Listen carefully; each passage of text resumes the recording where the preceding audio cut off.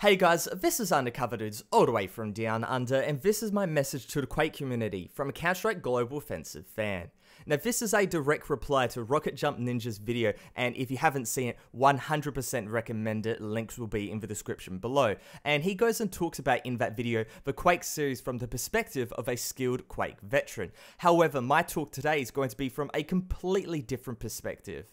For a bit of background, I've been playing video games since I was like 6 years old, and I've played basically every well-known FPS under the sun. I'm a diehard esports fan, CSGO, League, Overwatch, etc., but I'm relatively new to Quake and Quake esports. I played Quake 3 as a kid and Quake Live while I was free to play, but I stopped playing Quake altogether after Quake Live went pay to play.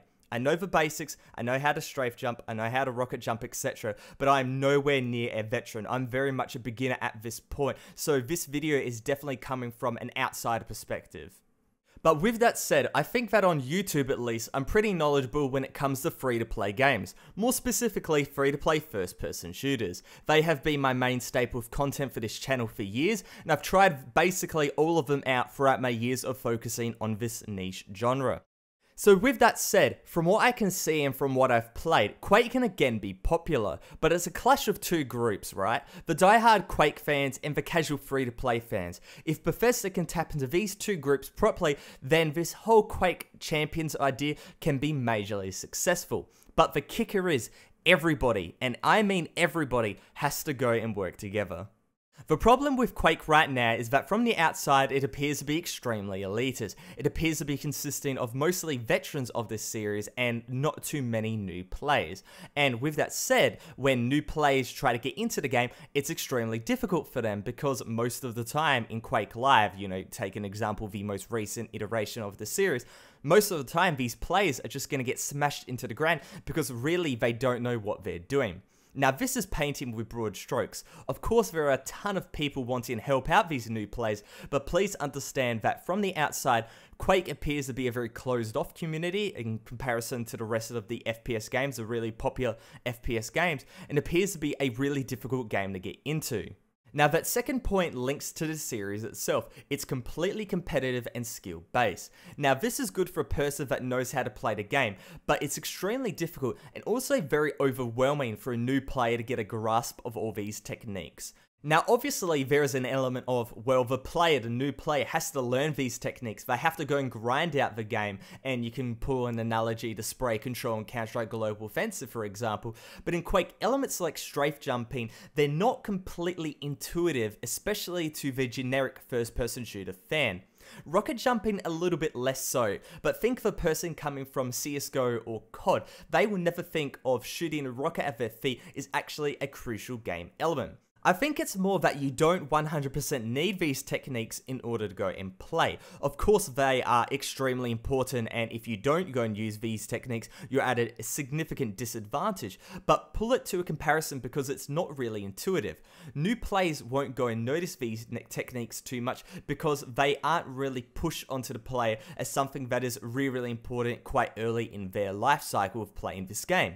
For example, new players will instantly realize recoil in CSGO because it's one of the first things they will go and encounter. They hold down AK-47, they will see their crosshair go extremely high, they see the bullets go extremely high, and thus they will naturally learn to go and counter it. Seeing other people in a match do these advanced techniques, I don't personally think will go and educate. It will just go and provide more mystery and more questions of what they are doing and how they're doing it. It needs to be extremely directly flowed to the player that, okay, this is what these advanced techniques are, and if you learn of them, you will have a significantly better time on the battlefield. Now with that said, Quake is, from the outside, known as one of the most difficult FPS games there is. Now people know that there are all these advanced techniques, but the sheer thought really overwhelms any potential players or beginning players.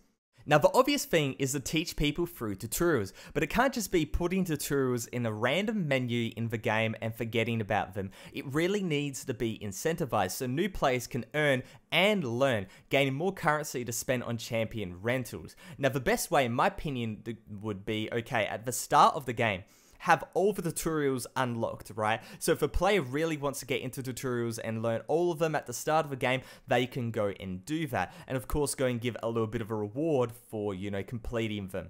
But saying that, if players don't want to rush in and get this massive rush of information, have it that the tutorials are introduced, progressively. So at the start of the game, go and say, okay, here's a basic movement tutorial. And then, a level or two later, go and introduce, a bit of a technique after the player kind of gets a bit into it. You could say, okay, you might have noticed people going shooting rockets at their feet. This is a technique called rocket jumping. You might have noticed people doing X and Y and whatever. And then progressively through the levels, go and introduce these players to more advanced techniques and give them a reward in order to go and complete them. And I think with that, it will not only go and supplement the free-to-play model very well, but it'll also go and make sure people actually educated and people actually know how to go and play the game in the correct way. But on top of that, esports competitions will help more than you think. Metas in CSGO are defined by what the pros use, and as soon as a pro whips out the org, you can guarantee that someone in matchmaking will try it. The same works here. The more people are exposed to the right way of playing, actually going and seeing from the first person perspective how to go and do all these techniques, the more the player base will collectively learn and try to go and play the game in a more correct manner. But that won't 100% do the job, and that is a-okay. What everybody really needs to understand is that the key point to the success of Quake Champions is the fact that everyone can be able to go and play it. It doesn't matter if you're a pro or a 12-year-old kid. Numbers matter, and getting people to download and play and then continue playing is pivotal to the success of this game.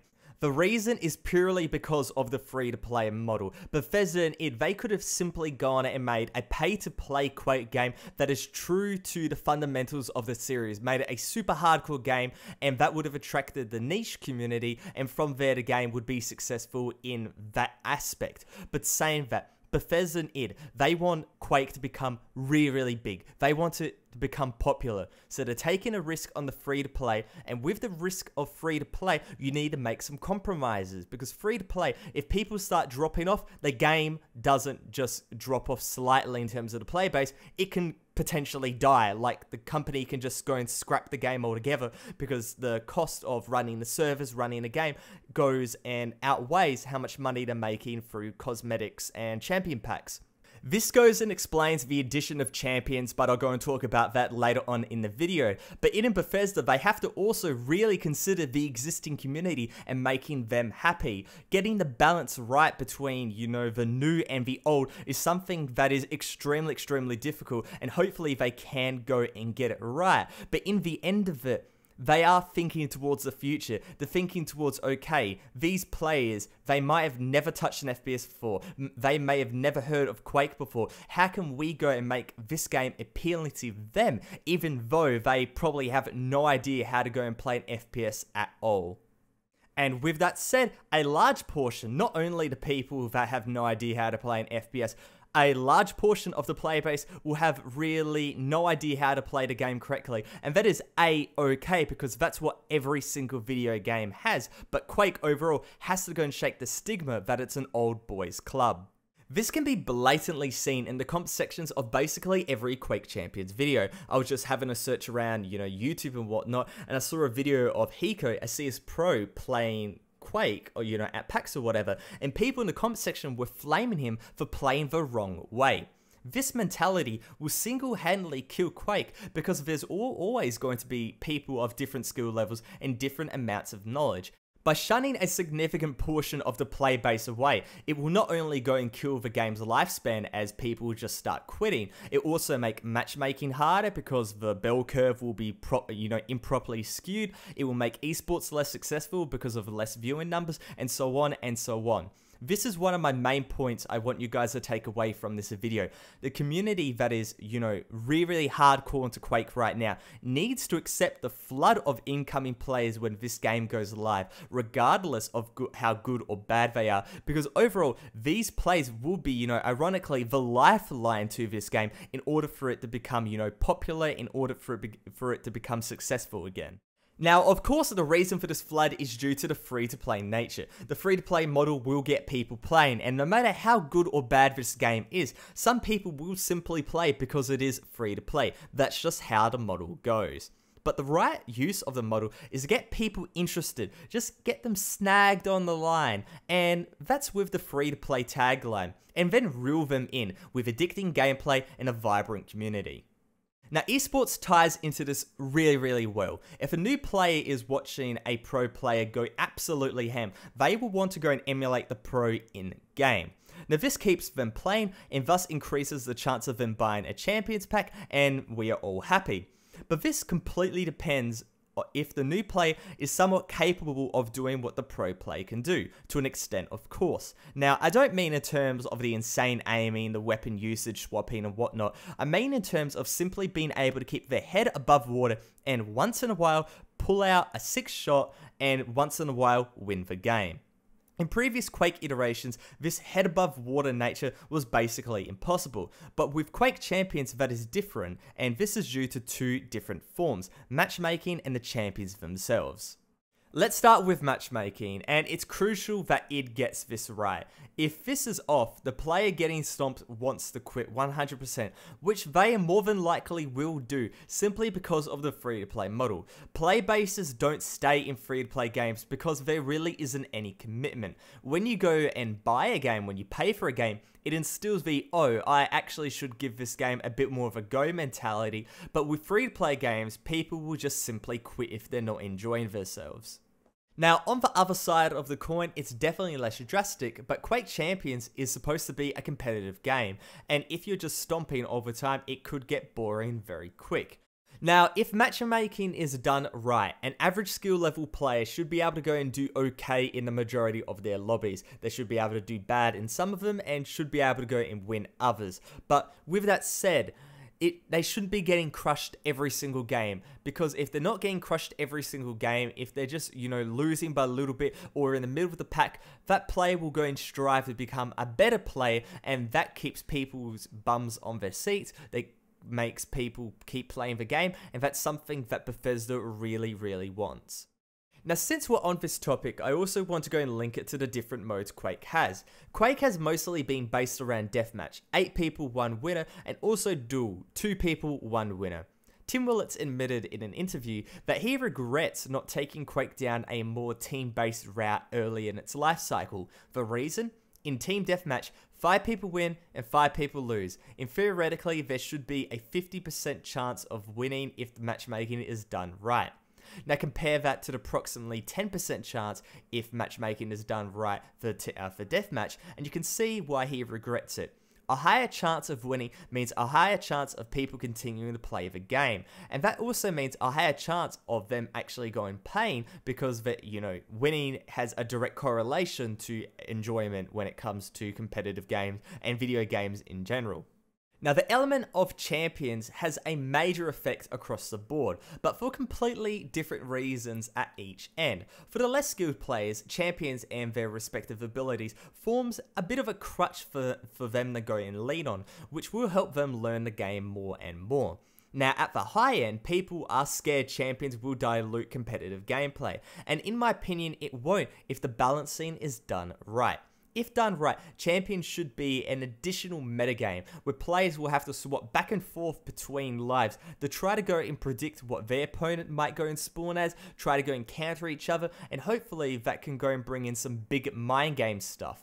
Now, obviously, the whole everything is the same except the plays, skill and whatever, that mentality really goes and falls apart. But sacrifices need to be made across the board in order for Quake Champions to go and succeed as a mainstream game. And while I don't exactly like how this will go and affect the top end in that regard, I think that sacrifice needs to be made for the actual game to be sustainable and, more importantly, expandable, so more people can get into it and keep playing.